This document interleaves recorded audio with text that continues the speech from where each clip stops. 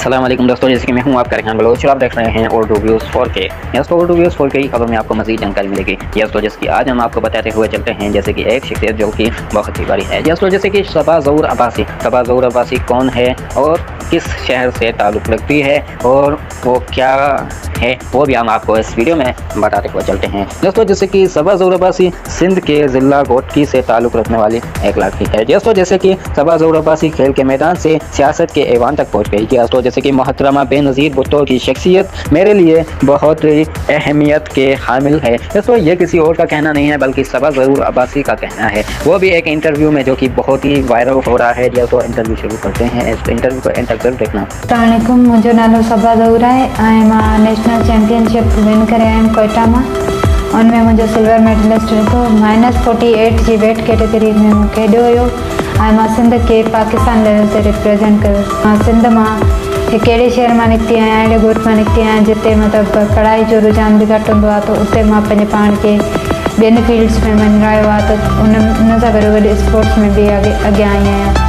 ऐं उन जे करे ई मां छोकिरियुनि जे लाइ ख़ासि तौर ते जेके न आहिनि निकिरी सघंदियूं या जिन्हनि खे अपॉर्चुनिटी घटि हूंदियूं आहिनि, जेके गवर्नमेंट स्कूल्स में ॿारड़ियूं आहिनि, मां उन्हनि लाइ सेल्फ डिफेंस लाइ ट्रेनिंग रखी आहे। ऐं सेल्फ डिफेंस इन करे ज़रूरी आहे छो जो असां वटि एतिरा मसइला थियनि था सोसाइटी में, जीअं गर्ल्स जो अॼुकल्ह इशू हलनि था, छोकिरियूं ॿाहिरि नथियूं निकिरी सघनि, त जॾहिं उन्हनि खे सेल्फ डिफेंस जी टेक्निक्स हूंदी, उन्हनि खे कुझु हुनर हूंदो उन्हनि शयुनि जो, त उहे पंहिंजे पाण खे सेल्फ डिफेंस करे थियूं सघनि, पंहिंजे पाण लाइ फाइट करे थियूं सघनि।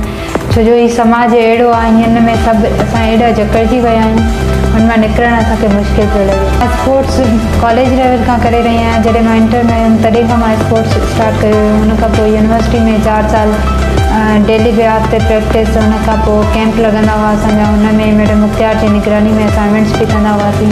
हुन लाइ मैडम मुख्तियार जी मां इलाही थोराइती आहियां। तंहिंखां पोइ वरी सर फिदा हुसैन कोटरी में पाण किक बॉक्सिंग जा असांजा आहिनि उस्ताद आहिनि। उन्हनि मूंखे पहिरीं मौक़ो ॾिनो त मां जंग में किक बॉक्सिंग खेॾियां। पोइ उन्हनि ई मूंखे ट्रेनिंग ॾिनी किक बॉक्सिंग जी, तक़रीबन 2 महीना मूंखे ट्रेन कई। उन खां पोइ मां जॾहिं किक बॉक्सिंग खेॾी जंग में, त तॾहिं फस्ट टाइम मुंहिंजी फस्ट फाइट हुई, थोरो डपु बि हूंदो आहे, पर मां जॾहिं हिमत करे खेॾियमि त ज़ाहिर सी ॻाल्हि आहे स्किल्स बि हुयो, त पोइ मां सिल्वर मेडलिस्ट रहे, 2nd पोजीशन खणी। इन करे ज़रूरी आहिनि छोकिरी जे लाइ, ख़ासि तौर पे मां इन करे छोकिरियुनि लाइ इहो प्रोग्राम रखे रही आहियां ताकी हू थोरो अॻियां अचनि, उन्हनि में सेल्फ कॉन्फिडेंस पैदा थिए, हू पंहिंजी सोच बदिलनि, पंहिंजे घर वारनि खे इन फील्ड लाइ मञाइनि त स्पोर्ट्स का फज़ूल शइ न आहे।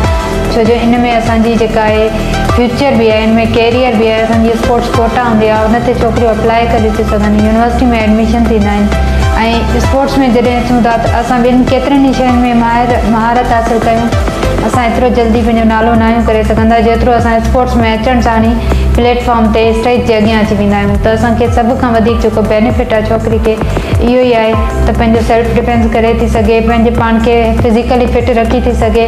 ऐं ज़ाहिर सी ॻाल्हि आहे जेकॾहिं असां फिज़िकली फिट न हूंदासीं त असां मेंटली बि कुझु न आहियूं हूंदा, असां कमु सुस्ती सां कंदासीं, असां पढ़ाई बि सही सां न आहियूं करे सघंदा, असांजी हाइट उते जी उते रहिजी वेंदी आहे। पर जॾहिं असां स्पोर्ट्स में अचूं था त असां फिज़िकली इंटरनली स्ट्रॉन्ग था थियूं, असांजी हाइट वधणु शुरू थिए थी, असांजी जेके एक्सरसाइज़ हूंदियूं आहिनि, फिटनेस जी जेके ट्रेनिंग्स हूंदियूं आहिनि, चाहे उहा तव्हांजी स्ट्रेचिंग हुजे, चाहे उहा तव्हांजी राउंड सर्कल वारी एक्सरसाइज़ हुजे, त उन सां तव्हांजी इहा थींदी आहे, तव्हांजी बॉडी, तव्हांजा मसल्स खुलंदा आहिनि, उन्हनि सां तव्हांजी जेका आहे स्पोर्ट्स सुठी थींदी आहे ऐं फिज़िकली तव्हां फिट रहंदा आहियो।